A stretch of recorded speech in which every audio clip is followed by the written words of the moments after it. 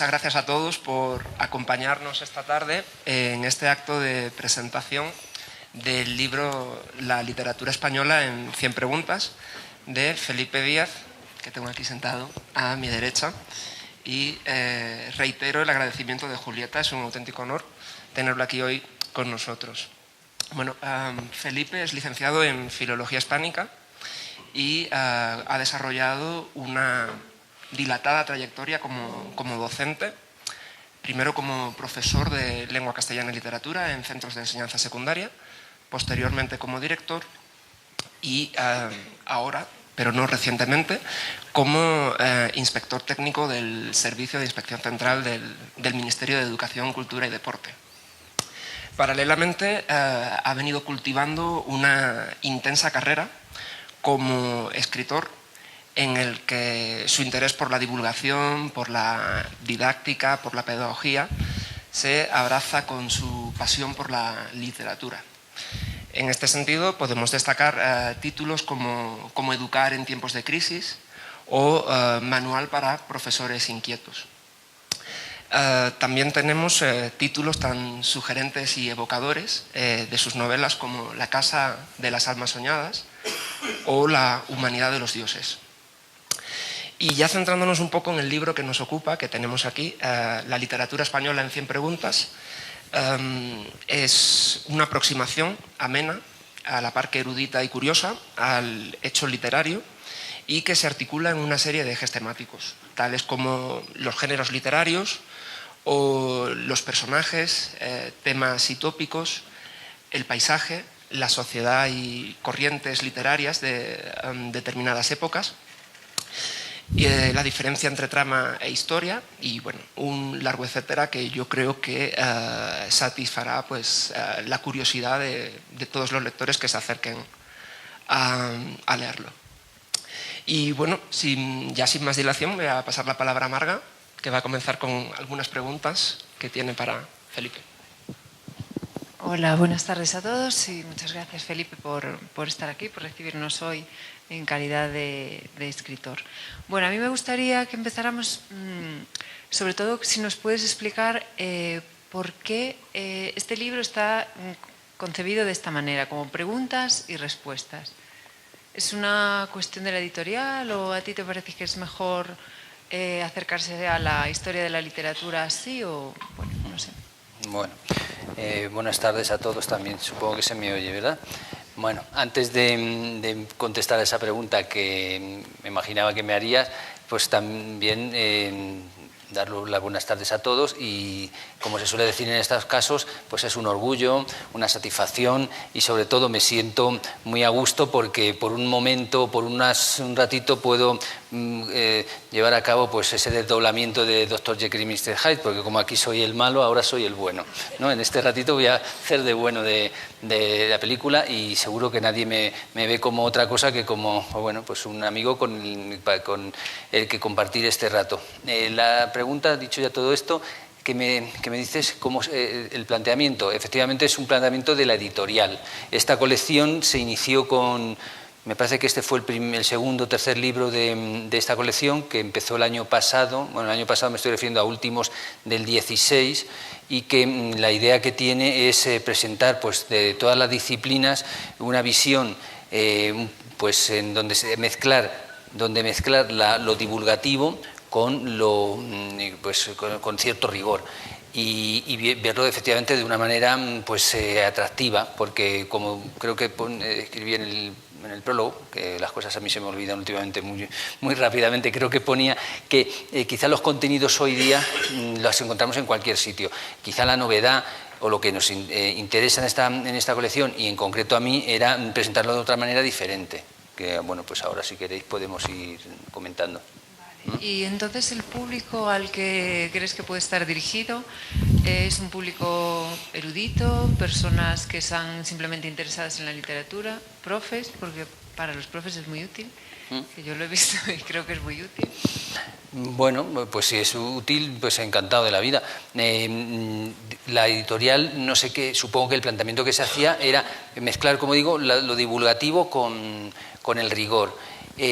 Hay otros títulos ya en esta colección, pues la biología en 100 preguntas, la genética en 100 preguntas, la literatura, la historia universal en 100 preguntas, que fundamentalmente es atraer mediante el enunciado de la pregunta. Lo que yo, no sé, quizá más o menos también todos los autores han pretendido es, y en concreto yo quiero decir, mediante esa pregunta ir desmenuzando la literatura. El planteamiento, si como bien ha dicho Benjamín, las preguntas, los apartados, pues responden a los distintos elementos del hecho literario. Y de esa forma hacer un rastreo de toda la literatura, pero de una manera distinta, ¿no? Y tan distinta porque voy a citar algunas de las preguntas que pueden resultar curiosas, como por ejemplo, ¿era Alfonso X el sabio tan sabio como se dice? ¿O qué personaje de la literatura española se rebela contra su autor? ¿O es la cebolla un buen alimento poético? Este tipo de preguntas que haces es un guiño a la literatura, un guiño a los lectores, o una intención así de deleitar y al mismo tiempo de atraer, ¿no? Efectivamente, me era como una especie de gancho para luego, como pretexto, para explicar lo que yo quiero explicar, porque vuelvo a repetir, luego si no comentamos, que hay un rastreo de toda la literatura española a través de las preguntas. Y la pregunta es una excusa, pues por ejemplo, la de ¿qué personaje se revela contra su autor? Pues efectivamente, bueno, vosotros que también sois profesores de literatura, estamos refiriéndonos a Augusto Pérez de Unamuno, y ese da pie a hablar de Unamuno y hablar del 98, ¿no? Alguna otra pregunta, lo de Alfonso X, pues da pie a hablar, pues qué concepto tenía en la literatura Alfonso X, qué papel tuvo, si realmente era el que escribía sus obras. Lo de la cebolla, pues he referido evidentemente a las nanas de la cebolla de Miguel Hernández, y sirve para hacer una panorámica de Miguel Hernández. Entonces, toda esa serie de preguntas van encaminadas, en definitiva, a explicar la literatura, pero de una manera atractiva.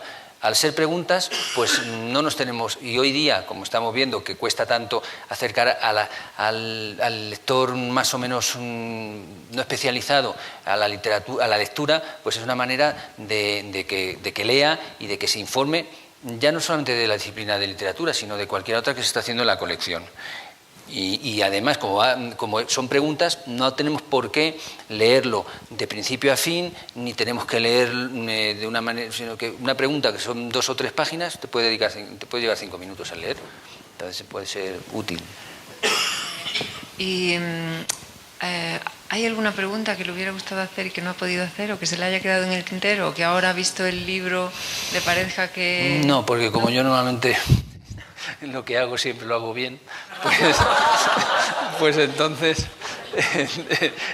pues el libro, no, creo que también lo digo en el prólogo, que evidentemente o sea, ni está completo ni es perfecto. Entonces, bueno, pues si se puede hacer, se puede incluso en alguna otra edición o completar o hacer otra, evidentemente son preguntas que, bueno, sí, hay veces que pasa eso. De todas formas, como ahora estoy haciendo de la literatura universal, pues a lo mejor meto alguna de Rondón, pero bueno, es esa la concepción y bueno, pues sí, todo se puede mejorar. Muy bien, yo también tengo un par de preguntas, sobre todo que me han suscitado la lectura de su libro. Y en la pregunta 74 usted habla del papel que juega la ciudad en la literatura. Y nos habla del Madrid de Galdós, nos habla de Vetusta en La Regenta.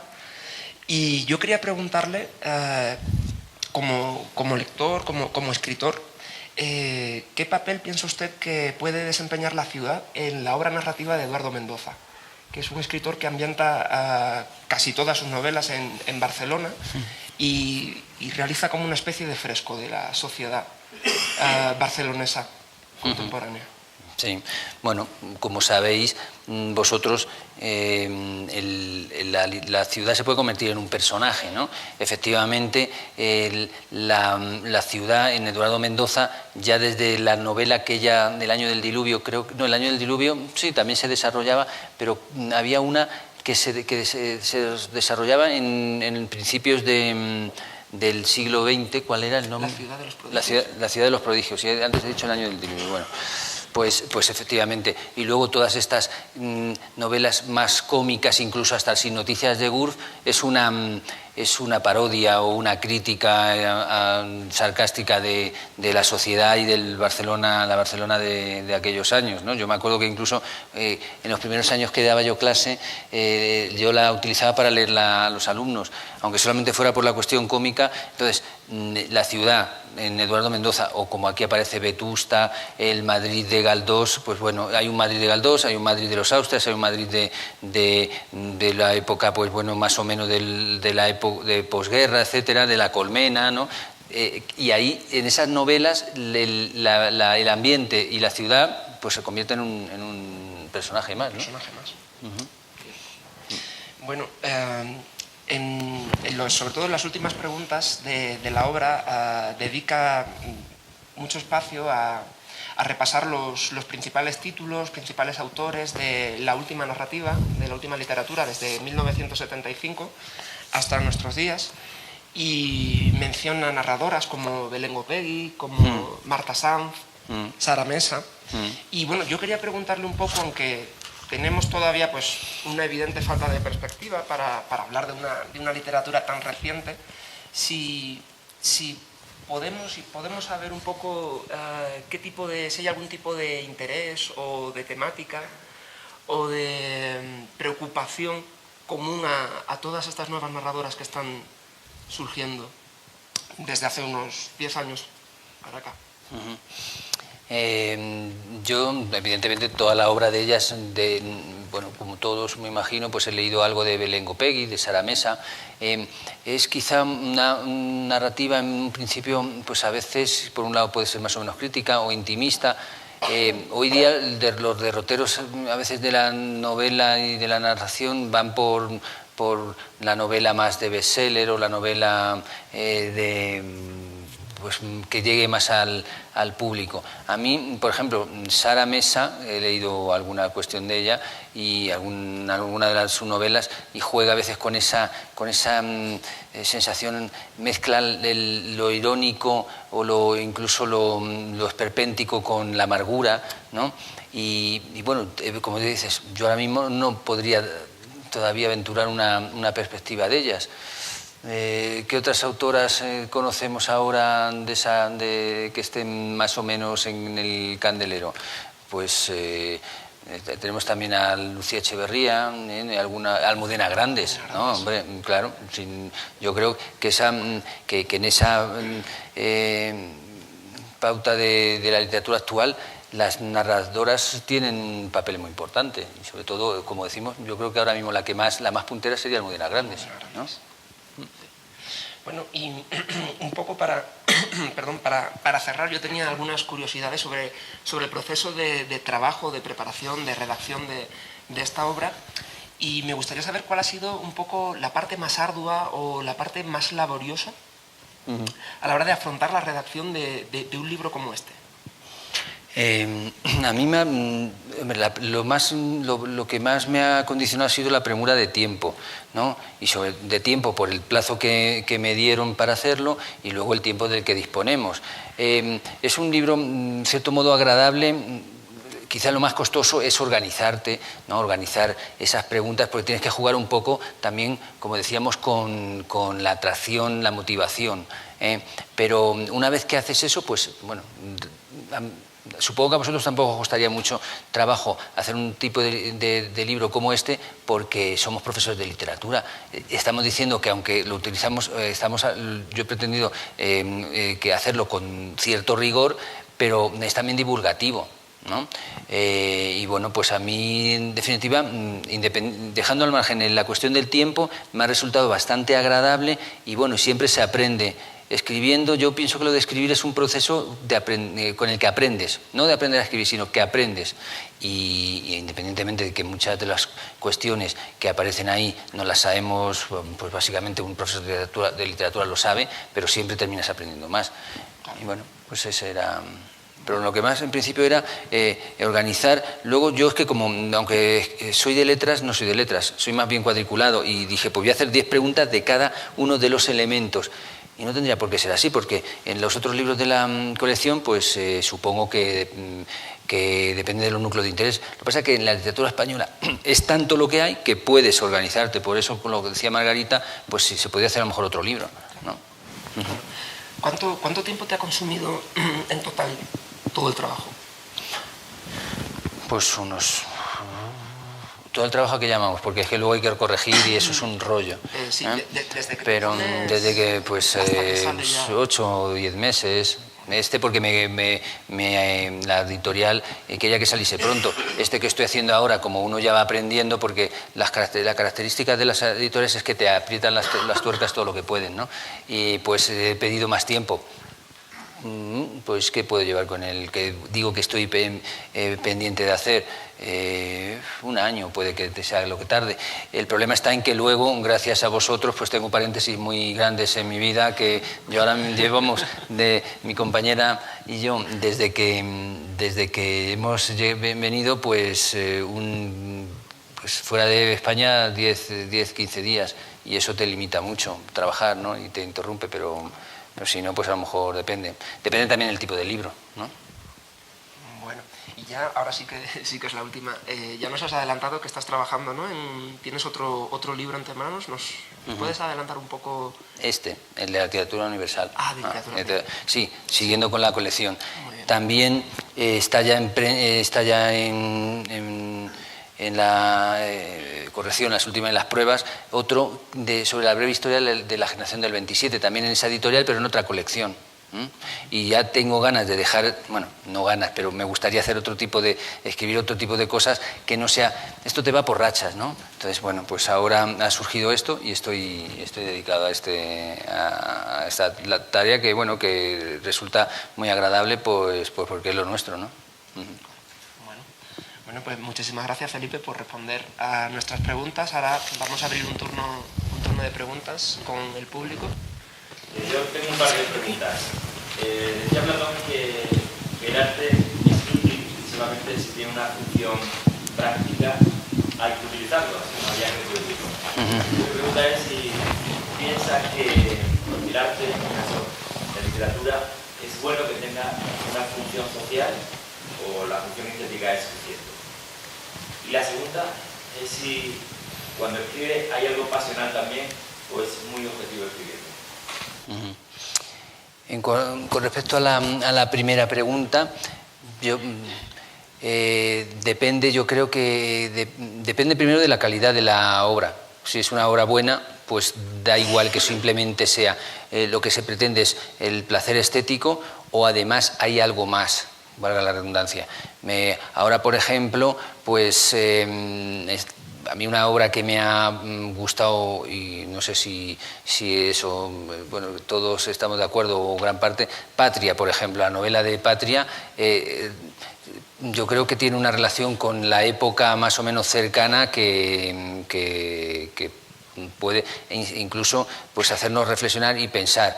Luego, por otra parte, te pones, que yo como estos días pasados que estaba releyendo algo de Luis García Montero, y hay poemas en donde solamente pues habla de sus sentimientos, de su relación personal, etcétera, y te quedas también extasiado porque dices, esto es la esencia de la literatura. A mí a veces la literatura, no sé si a mí me pasa como a los niños, que ya pregunto casi cuántas páginas tiene el libro. Cada vez me gusta leer libros de menos cantidad. Me gusta leer como el que está saboreando un líquido y disfrutándolo. Entonces, a mí depende del momento. Por ejemplo, ahora, hace años, cuando empezó la literatura de Pérez Reverte, hace 20 o 25 años, a mí me parecía una herejía lo que estaba haciendo Pérez Reverte, y ahora, sin embargo, pues casi ya está dentro de lo establecido, de lo clásico.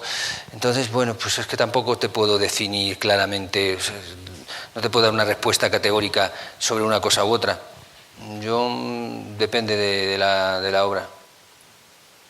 Luego también hay géneros que se prestan más y momentos que se prestan más a la crítica o la relación con la sociedad que otro momento y otro género. En el teatro, en algunos, ya sabemos, el teatro, la función que ha tenido. Ahora mismamente, hoy lo comento, esta mañana leía la noticia esta de que se han inventado el reino de Tabarnia o no sé qué con el teatro. Pues a lo mejor es un buen, a través de Boadella, es un buen, la manera más inteligente de enfrentarse a esta situación que tenemos en España con Cataluña es el esperpento, pues la comicidad. Pues bueno, pues en cada momento a lo mejor la literatura tiene una función. Mira, yo te quería hacer una pregunta también. En el libro de la generación del 27 que está escribiendo, ¿ha metido las sin sombrero o es más que nada por saber si ya están también incluidas? Sí. Hay un capítulo que se llama sobre las sin sombrero, sobre las 10 escritoras o artistas del 27.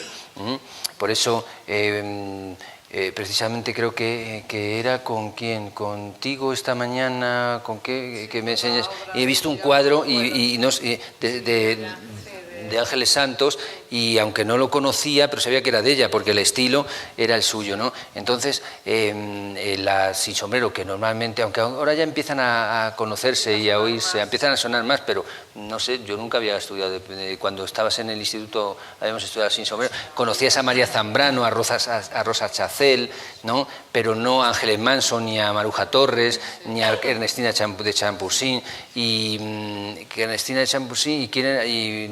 bueno, pues todas estas que evidentemente, pues es que hay tanta literatura, ahora uno se da cuenta de que hay tanta literatura que no se estudia, y sí, hay incluido un capítulo donde se habla del club, el liceo, que es la residencia de señoritas, que se hizo paralela a la residencia de estudiantes, el liceo, las reuniones que tenía, y bueno, pues se va desarrollando un poco. Poco a poco habría que intentar incluir a esas autoras o artistas, porque muchas de ellas, además de ser a lo mejor escritoras, eran o ilustradoras o escultoras o pintoras, pues habría que incluirlas. Nosotros en el mural no sé si se ha fijado, en el mural que todos nos preguntan, que de cafetería hay por lo menos 2 o 3 de las sin sombrero, ¿no? Sí, aquello de... Sí. De meter a la mujer en... Sí, hay que cada vez hacer el esfuerzo, porque incluso más de una, hicieron esfuerzos mayores en esa época, primero por ser mujer, porque además en pocos años, por ejemplo, todos sabemos lo del sufragio pasivo, sufragio activo, y todas ellas lucharon, algunas, cada una en la medida que podía, contra con esa desigualdad que sufrían en aquella época. Ya que estamos en Colombia y hablando de literatura española, intentar vincular un poco con la literatura iberoamericana y ya centrándonos más en la literatura colombiana de años 60, ya no hablemos de México, sino hablemos de Colombia, no tanto de Rulfo, sino hablemos de Mutis y hablemos de Márquez, en una época de posfranquismo, años 60. ¿Qué influencia puede tener esa literatura en la literatura moderna de España? ¿Y qué significó en ese momento y qué vinculación podía tener con la literatura que iba viniendo de años 50, de Cela? ¿Cómo vincularías eso en la corriente de la literatura española e iberoamericana? Sobre todo las figuras de Mutis y de Márquez. Has hablado también de Juan Rulfo, que es mexicano, sí. ¿no? Hombre, en los años 70, 80, la influencia yo pienso que ha sido fundamental. Yo ya no sé si hoy podemos decir que hay una relación tan directa. La ha habido porque me imagino que todo lo que se está elaborando a partir de, pues eso, de los años, de lo que estamos haciendo ahora y lo que sea, la herencia esa ha ido quedando. Yo pienso que ahora la literatura... No digo que sea peor que la que se hacía en otra época, o la narrativa, simplemente los intereses son distintos. Y efectivamente, Borges también podría considerarse.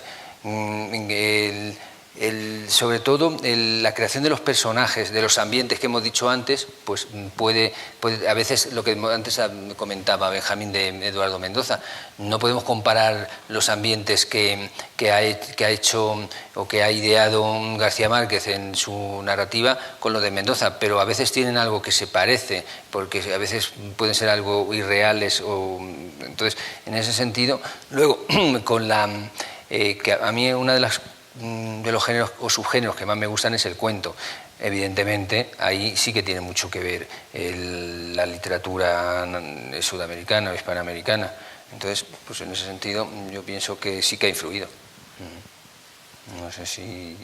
Tampoco yo soy un experto, y que ahora lo que me dedico es a cuestiones que yo intento, como todos intentamos muchas veces, compaginar nuestra profesión con la literatura y con el estudio de la literatura. Ya digo que a mí lo que más me gusta, si tuviese que elegir un género, sería el género del cuento.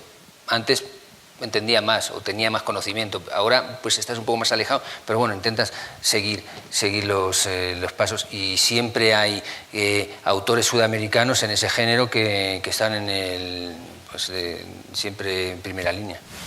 ¿Tiene cuentos publicados?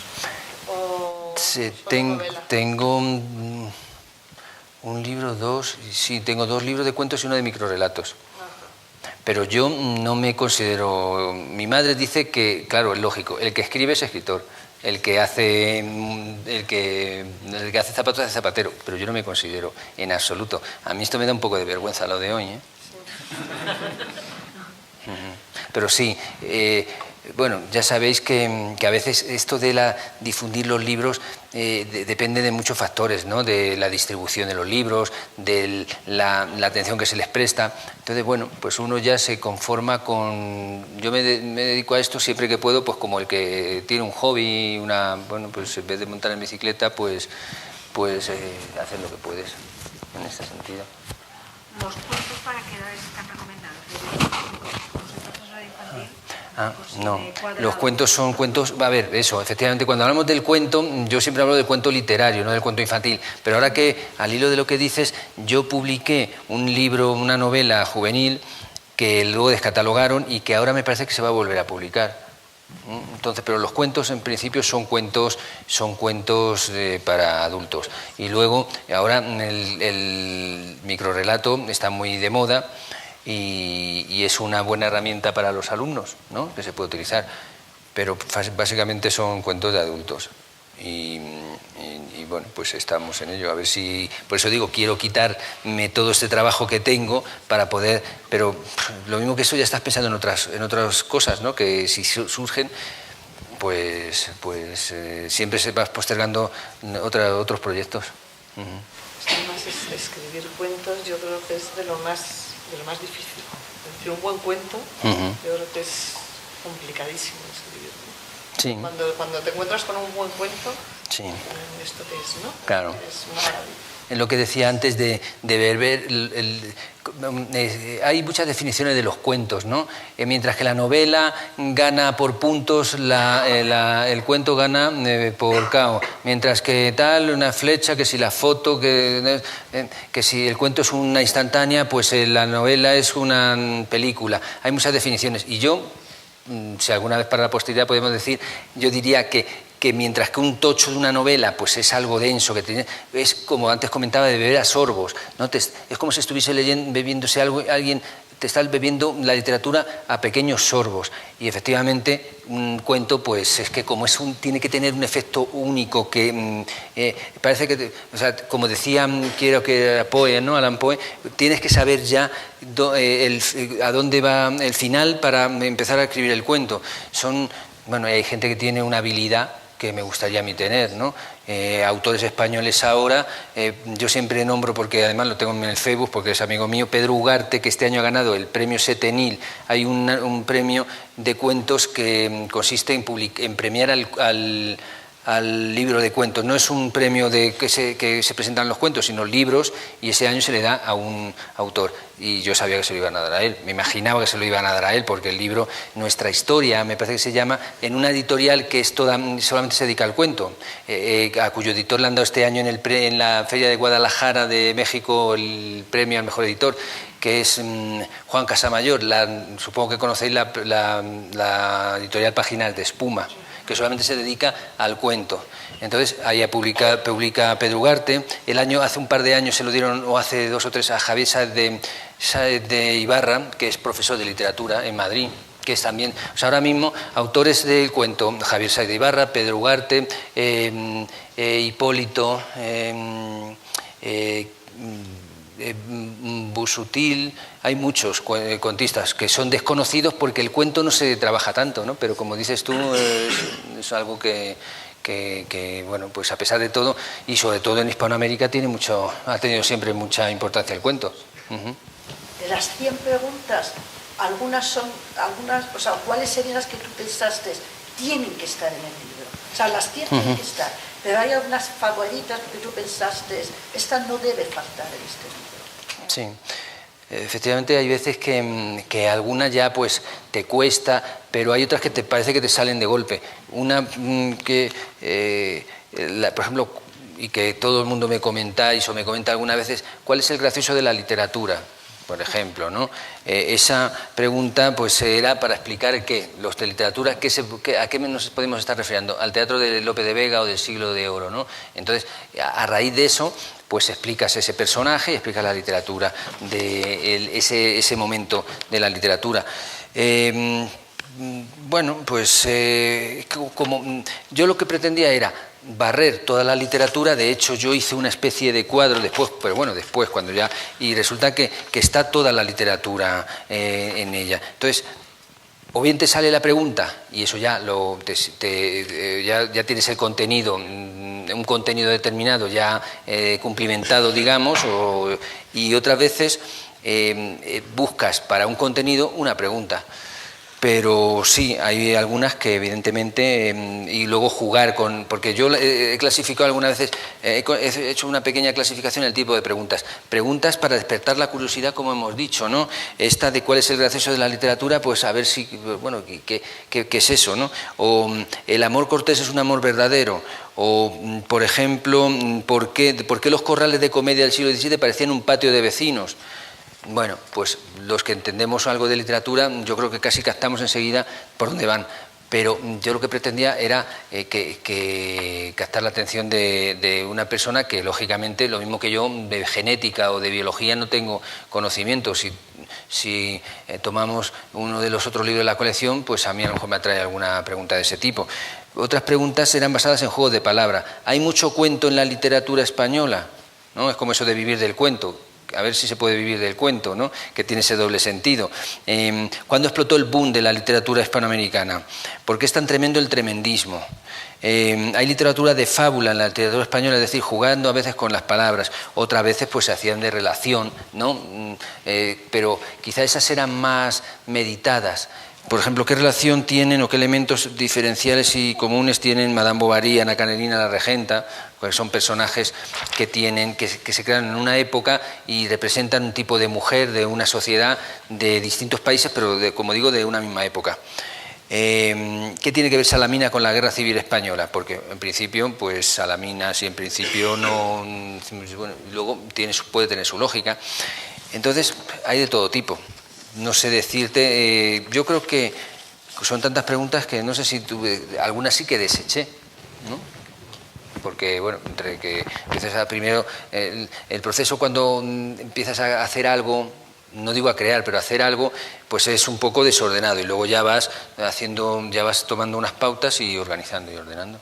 Yo quería preguntar de lo que estoy viendo, con lo que he escuchado, con lo que ha dicho usted, el siglo XVIII, ¿cómo se lo planteó? ¿Fue fácil? ¿Tuvo que buscar? El siglo XVIII es que tiene poca literatura. O sea, hay solamente 6 preguntas.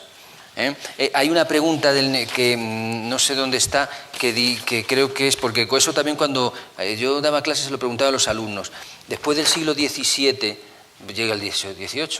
Y el 18, Moratín, no sé dónde está la pregunta, ahora mismo no sé. ¿Hubiera sido Moratín, hubiera triunfado en el siglo anterior? Porque, hombre, hubiera sido un chollo nacer en el siglo XVIII siendo escritor, porque con 5 obritas que hizo Moratín se hizo famoso, y dicen que Lope de Vega hizo un montón, entonces, y siempre repitiendo el mismo tema, ¿no? Entonces, no es un siglo muy literario el siglo de XVIII, ¿no? Porque estaban dedicados a otras cosas. Entonces, bueno, pues hay, en el cuadro ese que digo, donde hice una vez por curiosidad, en esos viajes que hacemos, esto lo hice un día sentado en la cafetería en el barrio de La Recoleta de Buenos Aires el año pasado, que es cuando iba a salir el libro, por curiosidad, cogí en una servilleta y empecé a anotar las preguntas.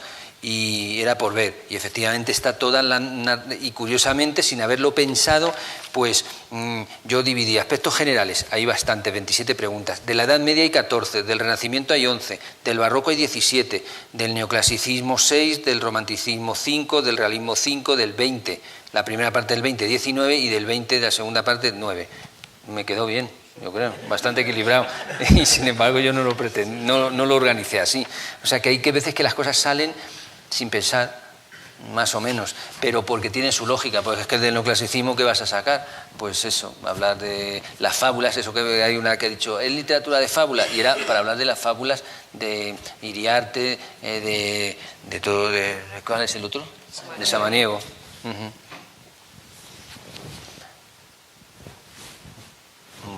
De todas maneras, yo animo, aquí que estamos muchos profesores, y sí que la editorial, bueno, pues podéis entrar en la página de Nautilus, ver los libros que hay de esta colección, y yo os animo a que si alguien de vosotros tiene alguna idea, pues que o me lo diga a mí o hable con la editorial, porque seguro que estarían encantados en que hicieseis algo de este tipo. De hecho, yo cuando empecé, pues lo que pasa que bueno, algunos, la literatura hispanoamericana, que creo que estaba ahí fuera, las literaturas hispanoamericanas, 100 preguntas, la ha hecho también otro compañero, otro profesor que yo conozco, y bueno, pues estaba interesado, que además es doctor en literatura hispanoamericana, y ha hecho ese libro. O sea, o de cualquier otra cuestión. De hecho, yo estuve intentando, luego, pues este autor sí fraguó, de los que yo planteé, otros no, pero cualquier disciplina que se pueda tratar en un sentido así divulgativo y con rigor a la vez, yo creo que tendría cabida en la editorial, así que os animo a que alguien les guste que lo haga. Los Reyes Católicos en 100 preguntas, si lo podemos hacer de todos, lo repartimos los beneficios. Para todos aquellos que quieran venir acá, pues se encuentran ya el libro hecho. Claro, una pregunta a cada uno. Yo una pregunta de estos de lectores medios que necesitamos a alguien que nos ayude a seleccionar. En el libro de literatura universal, ¿qué 5 hispanoamericanos escogerías clásicos? Para un lector... Clásicos, bueno, pero del siglo XX. No, en general. Eso, hombre, si nos ponemos en los tópicos, si buscamos una respuesta tópica, nos salen 5 enseguida, ¿no? En cuanto diga Borges, Cortázar, García Márquez, Octavio Paz, te salen más de 5. Pero es que yo no soy solo 5. Como lector. Bueno, primero García Márquez, supongo que sí, ¿no? Y además es colombiano, pues quedamos bien. No sé. ¿Quién? ¿Que no le parece? Sí. Si hablamos del gusto por el cuento, pues o Cortázar o Borges, por ejemplo, ¿no? Borges. ¿Quién? Quiroga, Horacio Quiroga. Sí, con los cuentos de ¿qué? Con los cuentos de la selva. Los de amor y muerte. También, por ejemplo, esa... ¿Ya vas a pillar? De Perú, bueno, espérate. De Perú, de las gafitas redondas, ¿cómo se llama? Echenique, ¿no? Sí. Sí, claro. Y luego también a lo mejor había que remitirse a Bomarzo de ¿cómo se llama? Múgica Lainez, el de Pier Francesco Orsini, ¿no? El conde ese que era medio cojo. A mí esa es la novela, quizá una de las novelas que más me ha gustado siempre, Múgica Lainez, ¿no? Bueno, y Vargas Llosa. Vargas Llosa tiene algunas novelas que no sé si eran las mejores, Pero a mí, por ejemplo, La fiesta del chivo, cuando me la leí, me encantó. Nosotros ahora en París, en Francia, en las secciones de Francia, tenemos que, para los alumnos de terminal, que son los equivalentes a segundo de bachillerato, tienen que tener unas lecturas que cambiamos en el Ministerio cambia cada 2 o 3 años. Y hemos puesto La ciudad de los perros, que yo me temía que no la iban a comprender, y sin embargo, pues la está gustando. La ciudad de los perros, pues a mí me parece también una novela muy buena, ¿no? O sea que Vargas Llosa ya la tenemos, yo creo que ya tenemos 5, ¿no? Hay otra de lectores medio que me ayuda. En alguien que tiene la perspectiva histórica, es más difícil entrar ahí. La novela negra nunca entraría o ya puede entrar. Sí, podría entrar. Yo lo que te decían, sí. Si es baratija.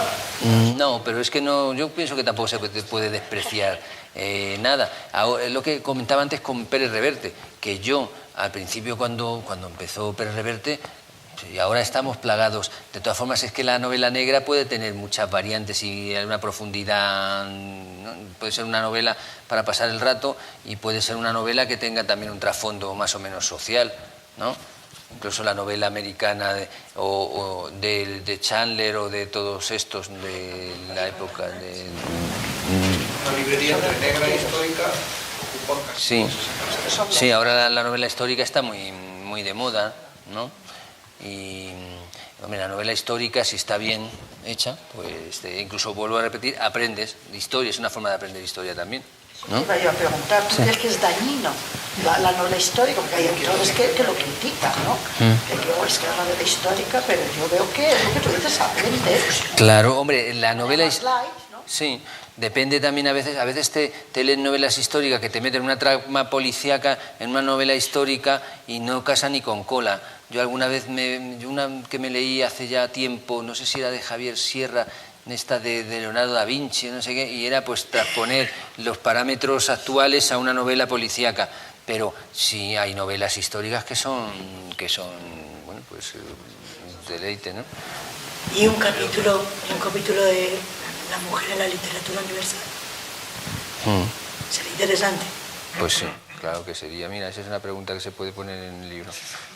Cítame. Sí, cítame. Te cito. Vale. Sí. Bueno, ahora estamos este año con el centenario de Frankenstein, ¿no? Y todas estas...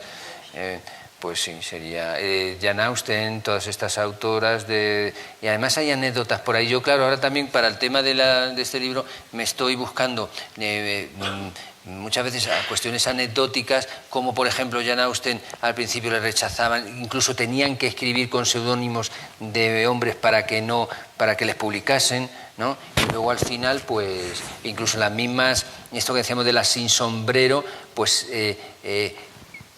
los autores del 27, por el hecho de ser hombres, lo tenían más fácil que estas autoras, que incluso a lo mejor ya cuando en el 27 ya tenían obras publicadas y todavía eran unos pipiolos los del 27, ¿no?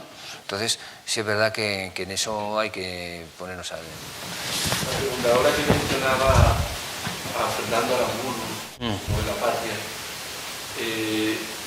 ¿cuál es el estado actual de la literatura española con relación a la europea y su proyección mundial? Tampoco, yo no tengo un conocimiento muy amplio sobre eso. Yo creo que un poco también hay autores. Aramburu ahora mismo, el otro día, que también lo tengo en el Facebook, también hablaba de que está ya haciendo... ¿Así? Sí, también lo tienes en el Facebook. Vale, pues habrás visto que ya está empezando a publicar traducciones importantes. Sí. Y yo pienso que Javier Marías, todos estos autores, yo creo que están a la altura de cualquier autor de europeo de la actualidad. Tampoco te puedo ahora dar una opinión con fundamento sobre eso, pero yo supongo que tendrán una buena cobertura en el extranjero ya. Sí. Un poco después de lo que nos has contado, asocio lo que Manuel Lucera el año pasado, el agregado, nos hizo también un acto sobre el arte, la historia de España a través de los objetos, 85 objetos, y un poco también es una simbología parecida, ¿no? Como a través, ¿qué imagen o qué tres imágenes podíamos encontrar propias que vengan a la cabeza sobre la literatura española? ¿Imágenes te refieres a...? Objetos, una imagen que rápidamente pueda ser una iconografía de lo que sería la literatura española. Los molinos, pero eso es algo muy tópico, ¿no?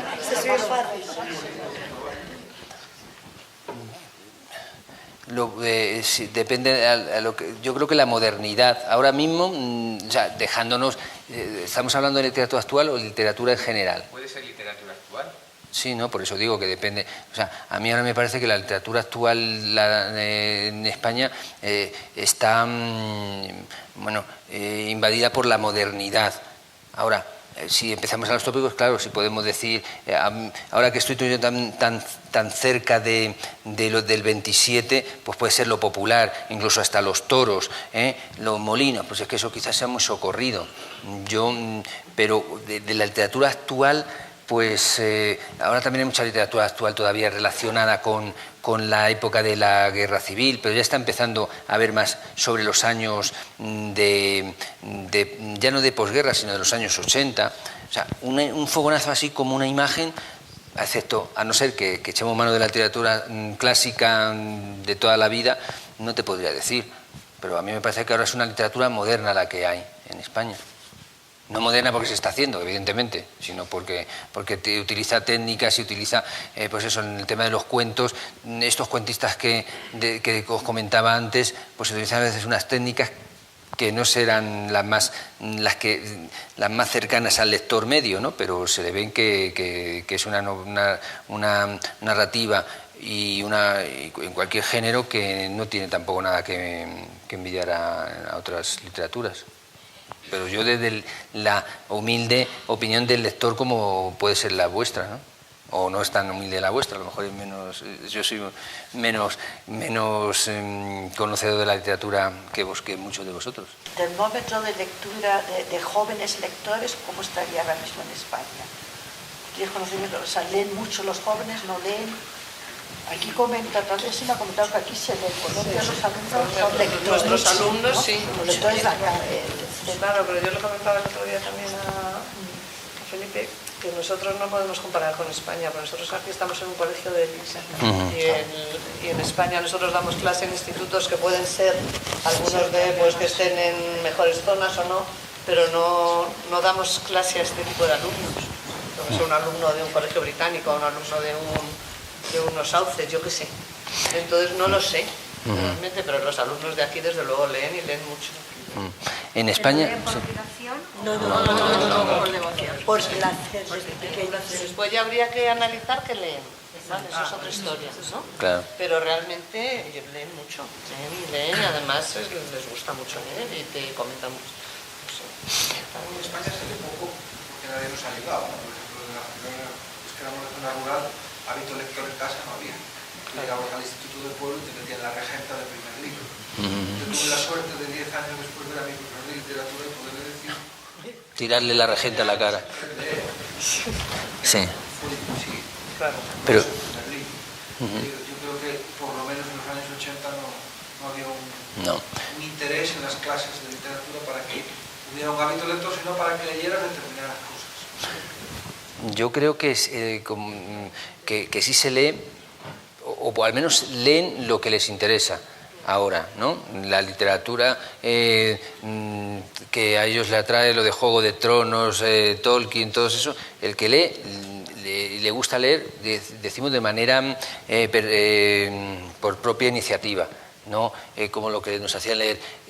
Yo no sé ahora, yo me imagino que ya estamos dándonos cuenta de que lo que nos interesa es que los alumnos y los chicos en general lean, no que lean la literatura clásica, pero además así de cajón. Porque yo cuando cuando yo daba clase, muchas veces tenía discusiones entre los compañeros, entre los que opinaban que tenían que leerse por imperativo legal la Regenta o el Quijote entero. De hecho, yo también cuando era pequeño me sentaba en mi casa y me ponía a leer muy seriecito el Quijote y eso era intragable.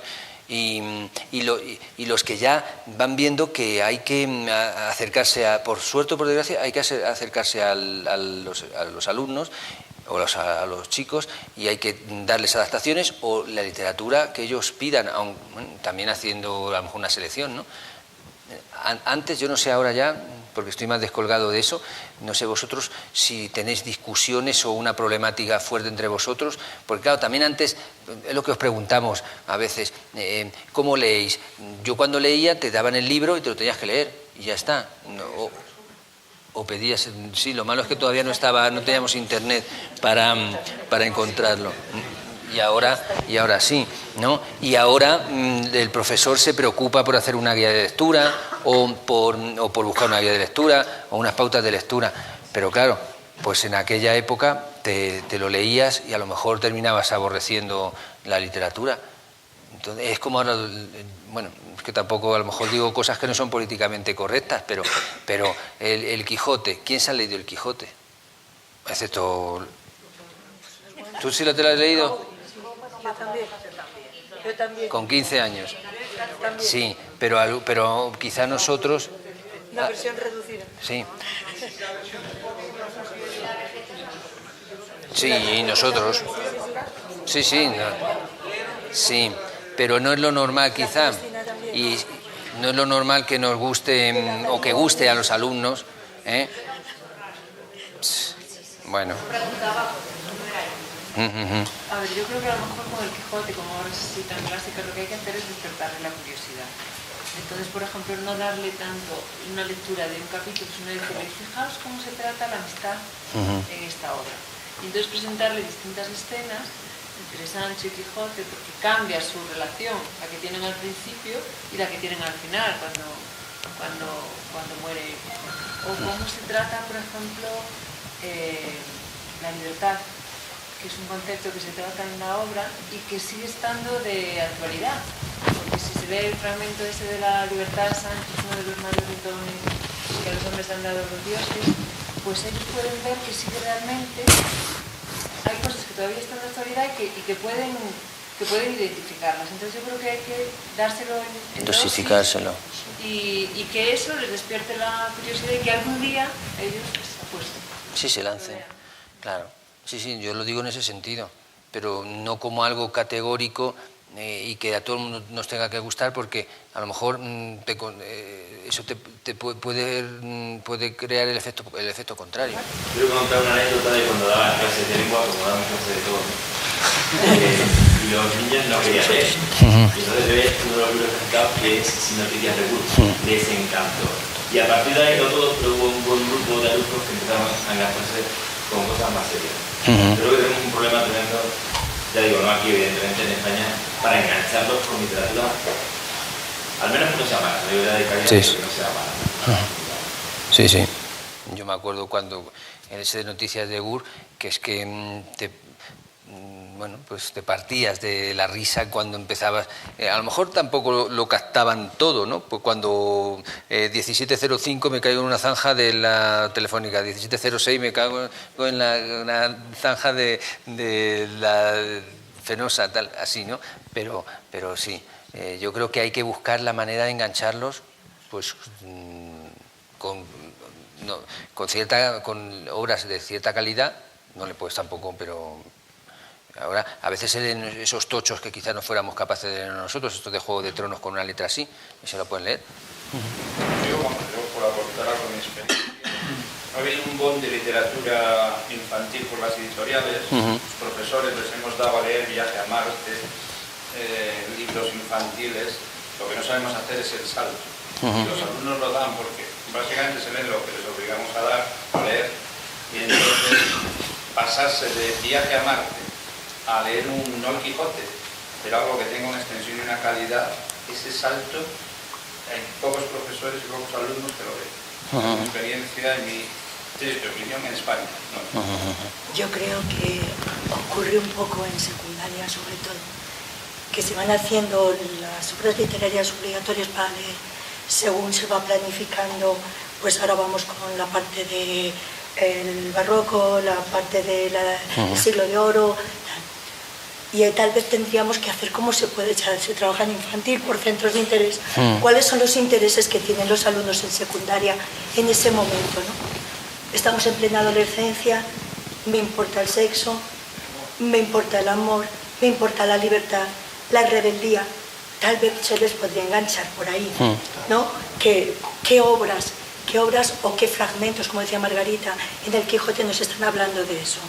¿Cómo podemos enganchar la poesía a través de cierta poesía erótica que han escrito escritores fantásticos,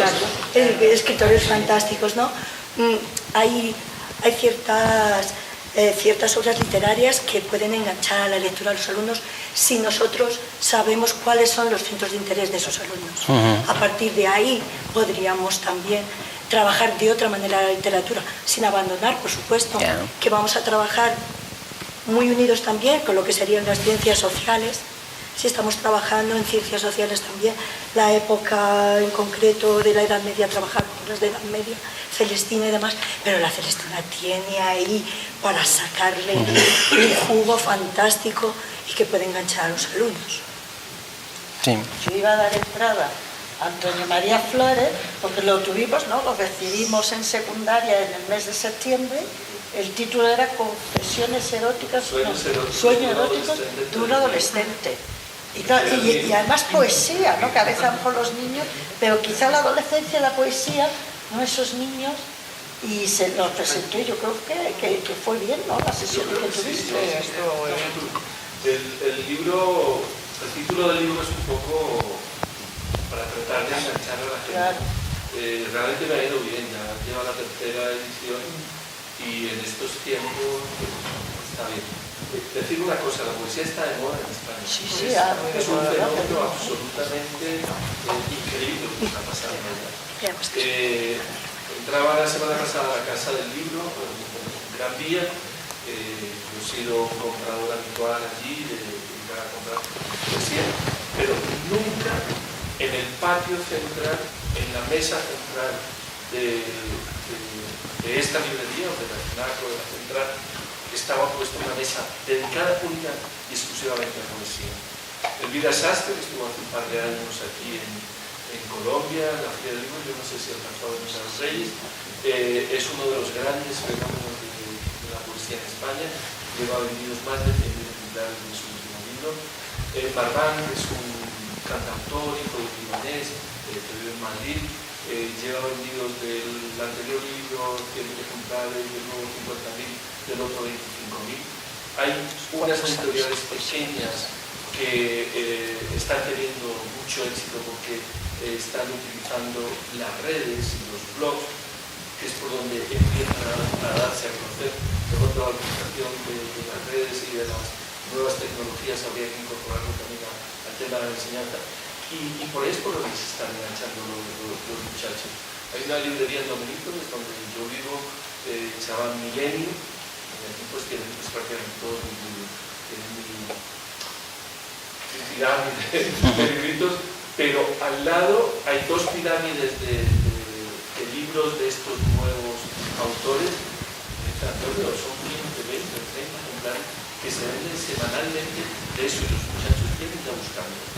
Les gusta la poesía, está de moda la poesía, pero porque está tocando esos temas. Yo no digo que sea de calidad o no, pienso que no es de mucha calidad por la parte de eso, pero están sabiendo enganchar con esos temas que hay desde el principio. El amor, el sexo, esas cosas que los tocan a los muchachos. Sí, sí. Yo tenía una pregunta también, enlazando otra vez infantil con secundaria. Quería preguntar a los compañeros, sobre todo, si aquí y si en España se lee en clase a los alumnos, porque eso es algo que nosotros hacemos muchísimo para fomentar el gusto por la lectura. Cada día leemos cuentos, y mi pregunta es si esta práctica también se da en secundaria. Y luego tenía otra pregunta que un poco en relación con lo que hemos comentado antes de cómo aprender historia a través de la novela histórica, si también se utilizan novelas para enseñar biología, por ejemplo, o matemáticas, ¿no? En primaria esto ya se da, ¿no? El diablo de los números o otros libros que son conocidos que pueden conectar materia y literatura, pues también sí se dan, ¿no? ¿Y qué experiencia tenéis con esto? Bueno. La biología es un libro muy antiguo de Paul de Cruz, Cazadores de microbios, de 1900, y es un libro que le gusta mucho. Además ya juegas con la cosa de que le parece raro que le mande el profesor de biología leer un capítulo de historia de la ciencia, pero sí se puede usar y, por ejemplo, ese libro en concreto le resulta muy agradable, porque por ejemplo está hablando del descubridor del microscopio, Leeuwenhoek, y le dice que le tenía manía a las vecinas y le mandaba a ver al microscopio el vinagre para que le diera asco ver los animálculos, es decir, cuenta la historia de la ciencia de una manera humana y sin... Lo que pasa es que después, si están en los cursos superiores, estamos ya como el programa, que no es importante, salvo que haya pruebas. Con respecto a leer a los alumnos en clase, yo dejé de hacerlo porque se me dormía en clase. Yo les leía y ellos se quedaban dormidos. Y luego me decían... Yo se levantan a las 4 de la mañana. Y se me quedaban dormidos. Y luego me decían si me podían grabar. Porque no, ¿qué es eso? Pero les gusta mucho. A los mayores les encanta... Bueno, yo creo que a todo el mundo les gusta que nos lean. Creo que es un placer. Pero a los que ahora están en primero de BAC, el año pasado les leí, además les leí los de Quiroga, los de Amor y Muerte, el Almohadón, de plumas, también. Sí, estaban fascinados. Luego era todos los días, profe, léenos. No lo hacemos mucho, no es frecuente. Pues qué lástima. Sí, porque es bonito además. Sí. Yo apuntando un poco lo de Margarita, para que no se duerman, les encanta leer a ellos. Sí, es algo fascinante y es un poco como los puedes enganchar. Y siempre que no abuses de la misma actividad. O sea, secundaria, todo lo que es novedad despierta interés. En el momento que se convierte en rutina, deja de interesar. Y luego, una cosa que yo quería apuntar, que me ha sorprendido muchísimo con los alumnos de secundaria, es el interés que tienen en las biografías, en las vidas reales, cuando esa vida no es común. Porque creo que todos ellos se identifican con algo de cada uno de esos personajes. Y eso sí tiene muchísimo, ayuda mucho, porque a partir de esa biografía tú estudias en qué época se da, qué ha pasado históricamente en la cultura, y es increíble cómo empiezan a hacer conexiones. Y ahí me parece, contestando a la pregunta de Valentín, que no te veo, que sí que, o sea, yo para mí la literatura tiene una función, tiene muchas funciones, que se da a través de la estética. Es decir, yo no creo que se pueda separar estética de funcionalidad. Me parece que entonces deja de interesar porque ya no quieres aprender, no vas a tener información. Es la opinión que tengo. Bueno, yo no hablo mucho en este tema porque vosotros sabéis más que tenéis opiniones mucho más fiables, que estáis con los alumnos ahora diariamente, ¿no? Pero yo pienso que a veces hay muchas obras literarias que podían concitar el interés de los alumnos, que son desconocidas. Lo que comentabais por aquí con respecto a los temas, lo que decía Mercedes de los temas que interesan a los alumnos, yo creo que hay autores que saben captar eso, ¿no? Jordi Serra y Fabra, las drogas, la anorexia, la tal. Yo muchas veces lo bueno que tiene nuestro trabajo de entrar en las clases es que ves, aprendes porque ves. Nosotros evidentemente en nuestra vida diaria, pues ahora ya no nos da tiempo ni podemos estar al tanto de todas las novedades juveniles, pero cuando vas por ahí, incluso cuando vamos a las secciones bilingües en el exterior, en el este, ¿no? Que tenemos secciones en el ministerio, pues ves leyendo obras de Jordi Serra y Fabra, unas novelas que le vuelven locos. Por ejemplo, en Polonia, yo este año cuando fui por allí le pregunté a una niña, digo, ¿tú por qué estudias español? Y dijo, para poder leer en español las obras de Ruiz Zafón. por ejemplo, y vas a los aeropuertos en el aeropuerto de Varsovia y están todas las obras de Ruiz Zafón en polaco, ¿eh? Entonces es cuando bueno, pues te das cuenta de que a lo mejor lo que nosotros pensamos que les gusta no es lo que realmente les gusta, y ya digo, pues aseguro que hay literatura de sobra para traerlos. Muchísimas gracias a todos los presentes y muchísimas gracias a Felipe. Gracias a vosotros. Este momento tan agradable con todos nosotros. Pues gracias a todos.